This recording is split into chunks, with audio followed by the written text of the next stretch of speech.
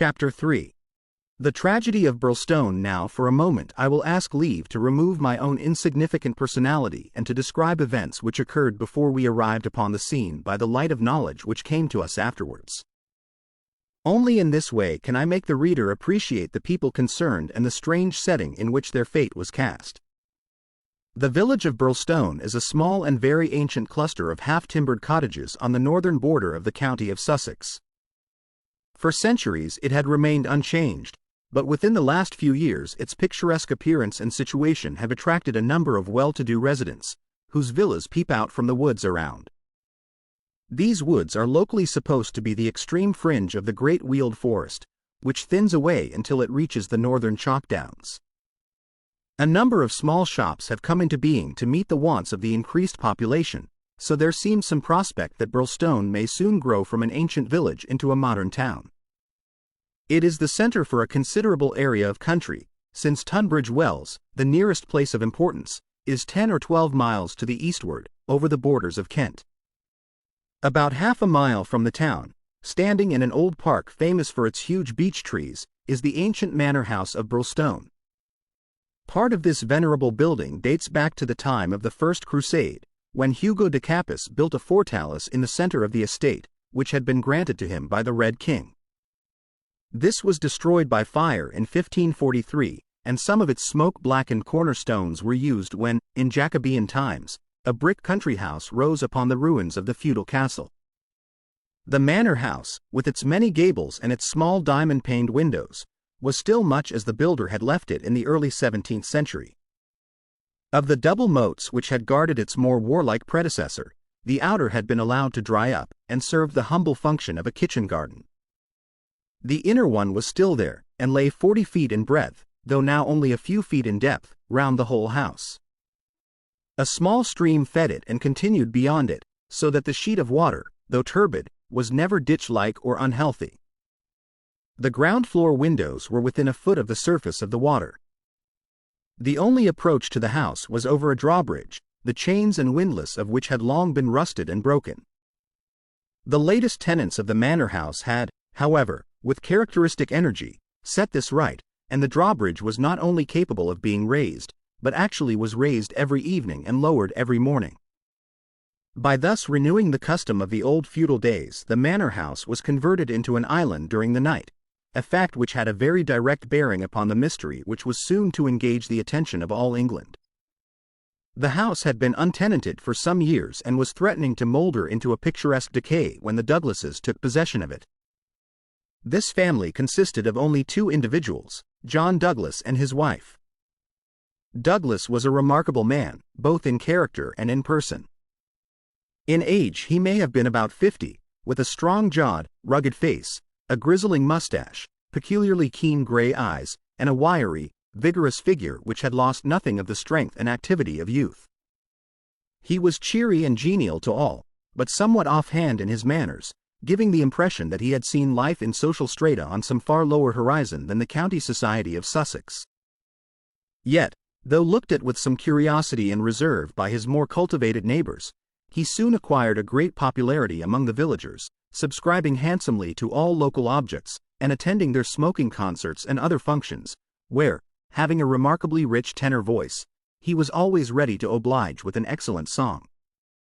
He appeared to have plenty of money, which was said to have been gained in the California goldfields, and it was clear from his own talk and that of his wife that he had spent a part of his life in America. The good impression which had been produced by his generosity and by his democratic manners was increased by a reputation gained for utter indifference to danger. Though a wretched rider, he turned out at every meet, and took the most amazing falls in his determination to hold his own with the best. When the vicarage caught fire, he distinguished himself also by the fearlessness with which he re-entered the building to save property, after the local fire brigade had given it up as impossible. Thus it came about that John Douglas of the manor house had within 5 years won himself quite a reputation in Birlstone.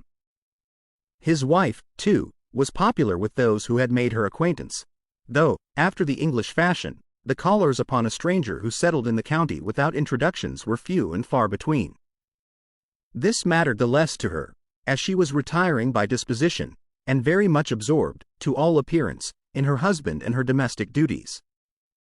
It was known that she was an English lady who had met Mr. Douglas in London, he being at that time a widower. She was a beautiful woman, tall, dark, and slender, some 20 years younger than her husband, a disparity which seemed in no wise to mar the contentment of their family life.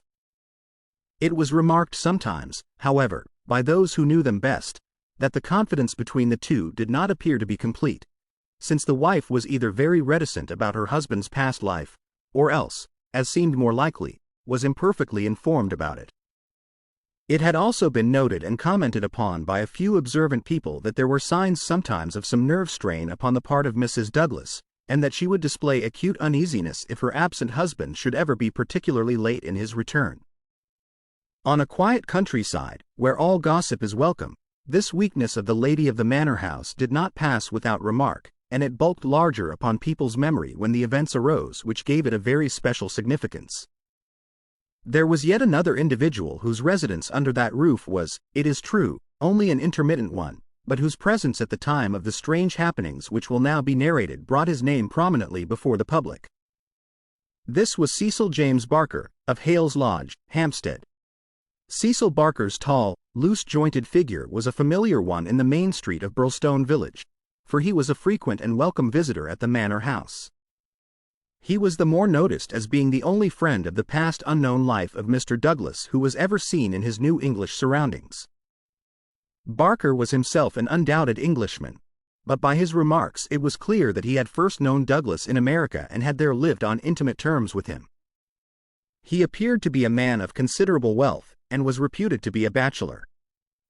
In age he was rather younger than Douglas, 45 at the most, a tall, straight, broad-chested fellow with a clean-shaved, prize-fighter face, thick, strong, black eyebrows, and a pair of masterful black eyes which might, even without the aid of his very capable hands, clear a way for him through a hostile crowd. He neither rode nor shot, but spent his days in wandering round the old village with his pipe in his mouth, or in driving with his host, or in his absence with his hostess, over the beautiful countryside. An easy-going, free-handed gentleman, said Ames, the butler. But, my word, I had rather not be the man that crossed him. He was cordial and intimate with Douglas, and he was no less friendly with his wife, a friendship which more than once seemed to cause some irritation to the husband, so that even the servants were able to perceive his annoyance. Such was the third person who was one of the family when the catastrophe occurred. As to the other denizens of the old building, it will suffice out of a large household to mention the prim, respectable, and capable Ames, and Mrs. Allen, a buxom and cheerful person, who relieved the lady of some of her household cares. The other 6 servants in the house bear no relation to the events of the night of January 6th. It was at 11:45 that the first alarm reached the small local police station, in charge of Sergeant Wilson of the Sussex Constabulary. Cecil Barker, much excited, had rushed up to the door and pealed furiously upon the bell. A terrible tragedy had occurred at the manor house, and John Douglas had been murdered. That was the breathless burden of his message. He had hurried back to the house, followed within a few minutes by the police sergeant, who arrived at the scene of the crime a little after 12 o'clock, after taking prompt steps to warn the county authorities that something serious was afoot. On reaching the manor house, the sergeant had found the drawbridge down, the windows lighted up, and the whole household in a state of wild confusion and alarm. The white-faced servants were huddling together in the hall, with the frightened butler wringing his hands in the doorway. Only Cecil Barker seemed to be master of himself and his emotions. He had opened the door which was nearest to the entrance and he had beckoned to the sergeant to follow him. At that moment there arrived Dr. Wood, a brisk and capable general practitioner from the village. The 3 men entered the fatal room together, while the horror-stricken butler followed at their heels, closing the door behind him to shut out the terrible scene from the maidservants. The dead man lay on his back, sprawling with outstretched limbs in the center of the room. He was clad only in a pink dressing gown, which covered his night clothes. There were carpet slippers on his bare feet. The doctor knelt beside him and held down the hand lamp which had stood on the table. One glance at the victim was enough to show the healer that his presence could be dispensed with. The man had been horribly injured.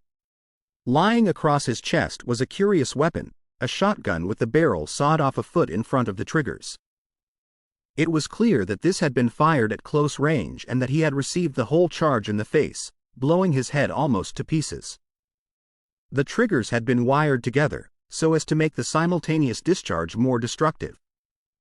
The country policeman was unnerved and troubled by the tremendous responsibility which had come so suddenly upon him. "We will touch nothing until my superiors arrive," he said in a hushed voice, staring in horror at the dreadful head. "Nothing has been touched up to now," said Cecil Barker. "I'll answer for that. You see it all exactly as I found it." "When was that?" The sergeant had drawn out his notebook. "It was just 11:30. I had not begun to undress, and I was sitting by the fire in my bedroom when I heard the report. It was not very loud, it seemed to be muffled. I rushed down. I don't suppose it was 30 seconds before I was in the room." "Was the door open?" "Yes, it was open. Poor Douglas was lying as you see him. His bedroom candle was burning on the table. It was I who lit the lamp some minutes afterward." "Did you see no one?" "No. I heard Mrs. Douglas coming down the stair behind me, and I rushed out to prevent her from seeing this dreadful sight. Mrs. Allen, the housekeeper, came and took her away. Ames had arrived, and we ran back into the room once more." "But surely I have heard that the drawbridge is kept up all night." "Yes, it was up until I lowered it." "Then how could any murderer have got away?" "It is out of the question. Mr. Douglas must have shot himself. That was our first idea. But see."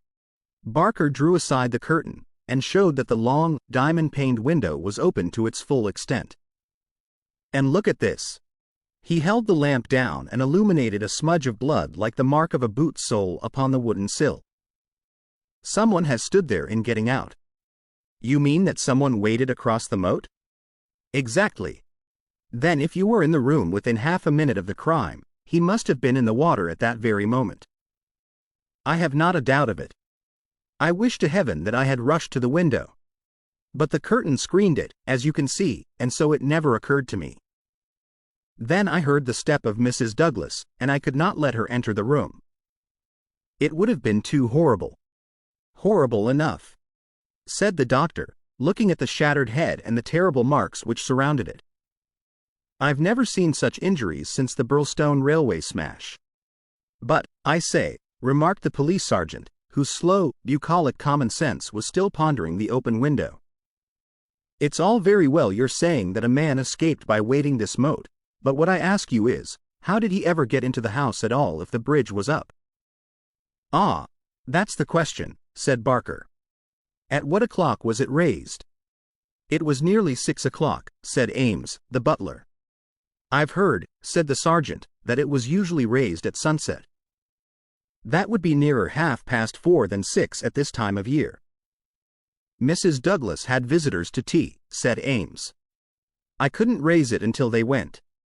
Then I wound it up myself." "Then it comes to this," said the sergeant. "If anyone came from outside, if they did, they must have got in across the bridge before 6 and been in hiding ever since, until Mr. Douglas came into the room after 11. "That is so. Mr. Douglas went round the house every night the last thing before he turned in to see that the lights were right. That brought him in here. The man was waiting and shot him. Then he got away through the window and left his gun behind him. That's how I read it, for nothing else will fit the facts." The sergeant picked up a card which lay beside the dead man on the floor. The initials VV and under them the number 341 were rudely scrawled in ink upon it. "What's this?" he asked, holding it up. Barker looked at it with curiosity. "I never noticed it before," he said. "The murderer must have left it behind him. VV 341. I can make no sense of that." The sergeant kept turning it over in his big fingers. "What's VV?" "Somebody's initials, maybe." "What have you got there, Dr. Wood?" It was a good-sized hammer which had been lying on the rug in front of the fireplace, a substantial, workmanlike hammer. Cecil Barker pointed to a box of brass-headed nails upon the mantelpiece. Mr. Douglas was altering the pictures yesterday, he said. I saw him myself, standing upon that chair and fixing the big picture above it. That accounts for the hammer. We'd best put it back on the rug where we found it, said the sergeant, scratching his puzzled head in his perplexity. It will want the best brains in the force to get to the bottom of this thing. It will be a London job before it is finished. He raised the hand lamp and walked slowly round the room. Hello! He cried, excitedly, drawing the window curtain to one side. What o'clock were those curtains drawn? When the lamps were lit, said the butler. It would be shortly after 4. Someone had been hiding here, sure enough. He held down the light, and the marks of muddy boots were very visible in the corner. I'm bound to say this bears out your theory, Mr. Barker. It looks as if the man got into the house after 4 when the curtains were drawn and before 6 when the bridge was raised. He slipped into this room because it was the first that he saw. There was no other place where he could hide, so he popped in behind this curtain. That all seems clear enough. It is likely that his main idea was to burgle the house, but Mr. Douglas chanced to come upon him, so he murdered him and escaped. That's how I read it, said Barker. But, I say, aren't we wasting precious time? Couldn't we start out and scour the country before the fellow gets away? The sergeant considered for a moment. There are no trains before 6 in the morning, so he can't get away by rail. If he goes by road with his legs all dripping, it's odds that someone will notice him. Anyhow, I can't leave here myself until I am relieved. But I think none of you should go until we see more clearly how we all stand. The doctor had taken the lamp and was narrowly scrutinizing the body. What's this mark? He asked. Could this have any connection with the crime? The dead man's right arm was thrust out from his dressing gown and exposed as high as the elbow. About halfway up the forearm was a curious brown design, a triangle inside a circle, standing out in vivid relief upon the lard-colored skin. It's not tattooed, said the doctor, peering through his glasses. I never saw anything like it. The man has been branded at some time as they brand cattle. What is the meaning of this? I don't profess to know the meaning of it, said Cecil Barker, but I have seen the mark on Douglas many times this last 10 years. And so have I, said the butler. Many a time when the master has rolled up his sleeves I have noticed that very mark. I've often wondered what it could be. Then it has nothing to do with the crime, anyhow, said the sergeant. But it's a rum thing all the same. Everything about this case is rum. Well, what is it now? The butler had given an exclamation of astonishment and was pointing at the dead man's outstretched hand. They've taken his wedding ring. He gasped. What? Yes, indeed. Master always wore his plain gold wedding ring on the little finger of his left hand. That ring with the rough nugget on it was above it, and the twisted snake ring on the third finger. There's the nugget and there's the snake, but the wedding ring is gone. He's right, said Barker.